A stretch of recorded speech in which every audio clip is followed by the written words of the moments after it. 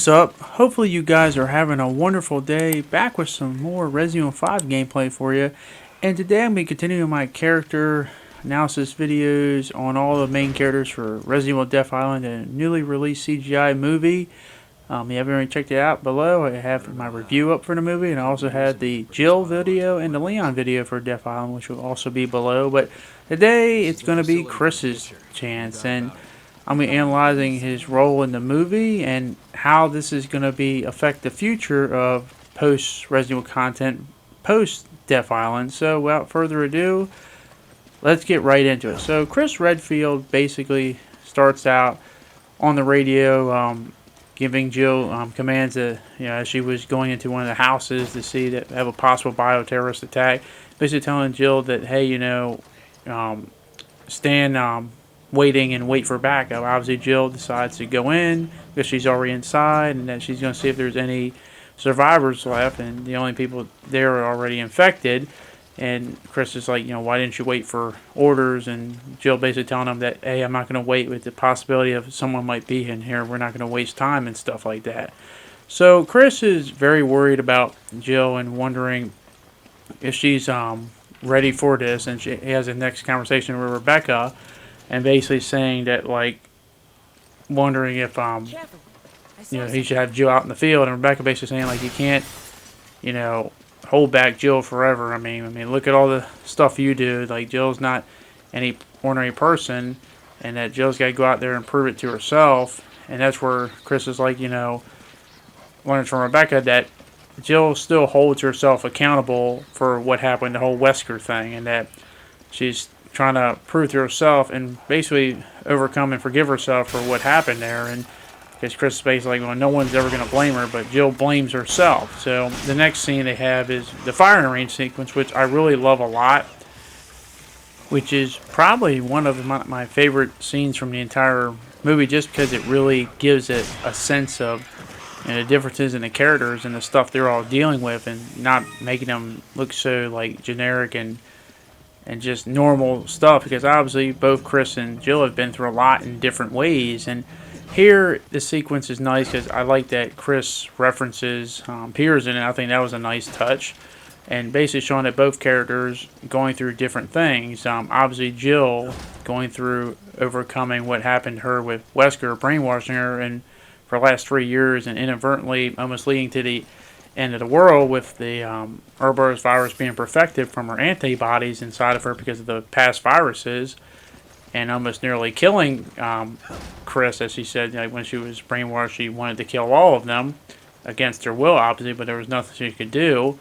And then Chris basically saying that, hey, even though I'm trying to stop you, I probably go in and do reckless things myself, but we can't be numb to the pain of everything going on to us, and to the point where we're just here to sacrifice ourselves. And from his standpoint, he's got to live with not one but two close teammates, one nearly sacrificing her life in terms of what Jill did, and then Pierce actually sacrificed his life to save him, so he's got that on his conscience. And they both have a little bit of a disagreement here and a little tension, but I feel like, I wouldn't have it any other way, because I didn't want them to come back all fine and dandy. So, one wants to, make sure we're not just doing this to the point where we're just sacrificing each other, and the other is like, hey, if lives are at stake, we have to go in and save them. So I did like this. Neither one is right or wrong, but it kind of shows that, like, hey, both these characters have been through a lot, and you don't want to see it, but I think it's also necessary. Similar to what I said in the Leon video, you didn't like seeing him like that in Vendetta,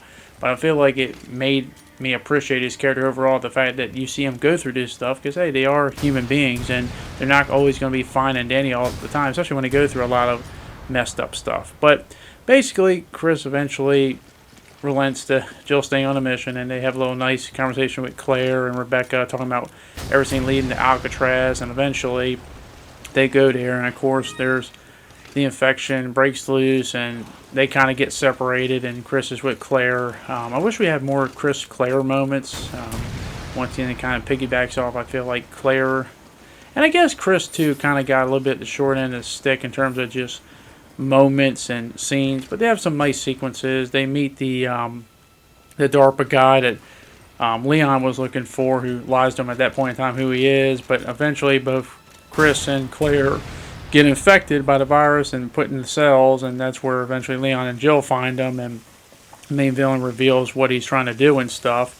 And this is unfortunately where Chris, we've all made fun of him, Chris, about this before, but I feel bad for Chris that it actually literally happened in one of these things. But basically, we always joke that, Chris, he's the guy that gets his whole team killed. Well, it's bad when the main villain basically sums it up like, yeah, Chris, it's amazing how you get your entire team killed, and then you bring back more people just to repeat the process. And I'm like, man, why you gotta do Chris dirty like that, man? That's not right. And hey, to Chris's credit, nobody in the Hound Wolf Squad died in Resident Evil Village. So eventually he learned. And let's just be honest, if you're not a major character and you're teaming up with a major character, you're probably not going to survive no matter who you're teaming up with. But nonetheless, eventually Rebecca comes in and heals all of them, and they come in there and whoop some ass and stuff. I wish we had maybe another moment between Jill and Chris in between the movie. I think maybe like a really dramatic moment. It just never materialized into that.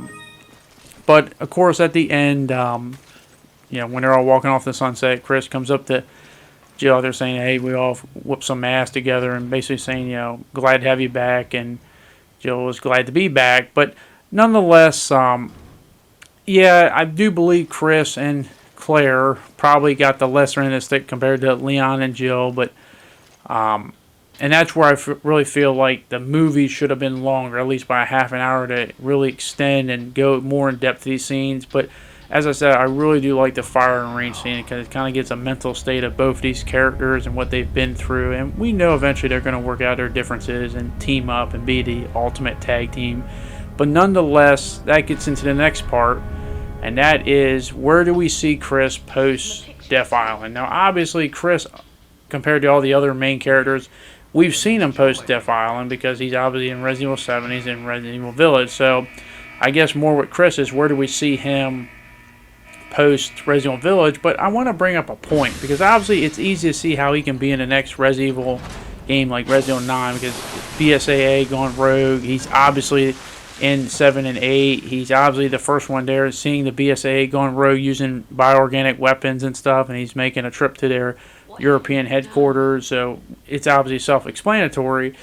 But once again, one of the things I was hoping, or maybe curious we would see, we don't really see it in this movie at all, but he's still with the BSAA, and he still has that look that he has no problem working with them. Like, there's no problem with the BSAA and him working together. Like, we don't see the genesis of what really causes the rift, or makes him eventually get to the point in Village where he's running his own Black Ops outside of the BSAA, to the point where he doesn't trust him. Because when we see him in Resident Evil 7, he's working with Blue Umbrella, even though he doesn't really trust him at that point. But he says it's going to take a while to get used to. We still don't really get that whole what really made him. What's the event that made him be like, what, the BSAA isn't what it used to be. We still don't have that smoking gun, that definite incident. We have bits and pieces, but never this is what caused him to create this Hound Wolf Squad on his own and stuff like that. So we still have to speculate that. I was hoping we may get something that maybe makes us really put those pieces together in this film, but unfortunately we don't, because basically you just know he works with BSAA and he's on a mission and etc., etc. So there's none of that. That's something I do wish we could have. But obviously, do I feel like there'd be something beforehand, before the next Resident Evil 9 or something with Chris? Probably not. Obviously, I think next time we'll see him will be Resident Evil 9. I guess the big question is it just going to be him? I feel like it's got to be him and Jill, because it is BSAA. But I feel like if there is something else that happens, I feel like that would be reserved for another character like Jill before Resident Evil 9, just because we already know what Chris was doing this time, but what was she doing during this time? And I already mentioned that in the Jill video. But overall, obviously, Chris has got to be involved in Resident Evil 9, no question about it. And to be fair, and I do want to point this out, I know a lot of people want to say, hey, Chris, we see him all the time. But someone made a good point a while back, and they're like, yeah, Chris is in Resident Evil 7, he is in Resident Evil Village. He has been in the last 4 major Resident Evil games, but let's just be honest. Resident Evil 6 was the last game he had a full-length campaign. Resident Evil 7, he was in there the last cutscene. Then he had the DLC that came out a year later, which was, a short little mission, but it wasn't a full-fledged campaign.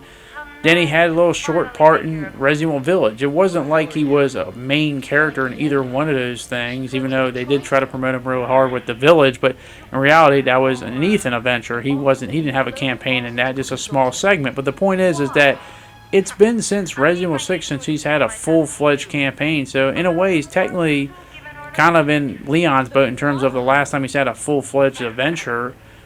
So seeing him be a main character 9, I would have no problem with it. I'd just be like, hey, I want Chris and I want Jill. And that's basically the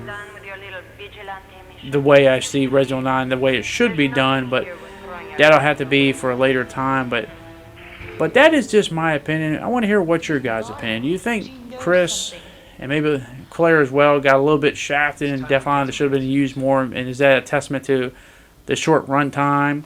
Do you feel like it's a shoo-in that he's obviously going to be the main character in Resident Evil 9 and maybe, be him and Jill or maybe possibly something different? But let me know down in the comment section down below. And also, if he is the main character of Resident Evil 9 and Jill is, do you want to see them have separate campaigns or do you want to see them bring back the greatest tag team of Resident Evil? Let me know in the comment section down below. But that is nonetheless going to be it. Hopefully you guys did enjoy this video, and hopefully I can see you guys back in the next one. Thank you, and I'll see you all later. Peace.